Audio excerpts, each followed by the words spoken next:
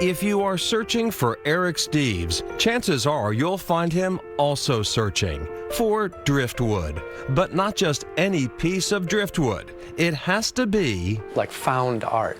So you can kind of see what's living inside this piece of driftwood, mostly made by the ocean and sand. found art, a piece that already has shape, form, or something else that speaks to this artist, something he can then help reveal in his garage studio. Each piece is different. It's primarily whales, and I start with looking for the eye, if there's a knot or imperfection in about the right spot. With mermaids, it's usually the tail that directs the direction it's going. There is history to his passion. Eric has pictures of himself as a teenager collecting driftwood. After a long career in software marketing, he was drawn back to the ocean and its offerings near his home on Plum Island. He finds wood from century-old shipwrecks. This was from a shipwreck from probably 100 years ago. You can see the wooden pegs that are still here. And more modern blocks of wood. But then last fall, away from the beach, tucked away in a nearby barn, some wood found him. A conversation with a local farmer revealed something extraordinary. So I've lived on Plum Island for 30 years, and I've never heard of any windmills out here. In the early 1800s, there were windmills on Plum Island, similar to these depicted on Cape Cod. They were part of a salt works used to draw seawater into trenches where it then evaporated and left salt.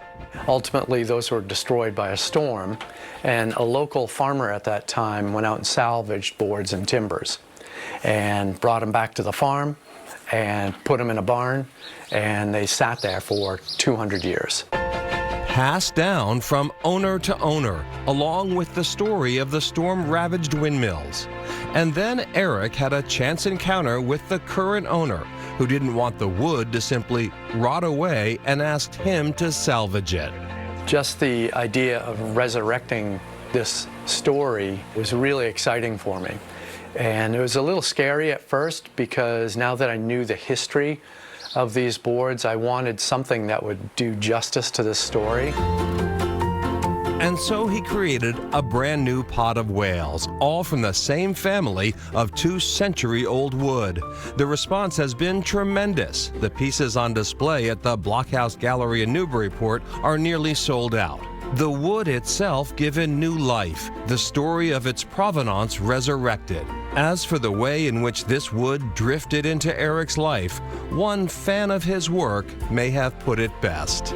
She mentioned that those boards were laying in that barn for generation after generation, waiting for you to be born, learn how to use power tools, want to make whales, and then meet the folks that own the farm and make this all come together.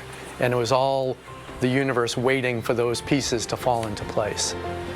And I didn't think of it that way, but it sounds about right. Proving once again, not all that drifts is lost.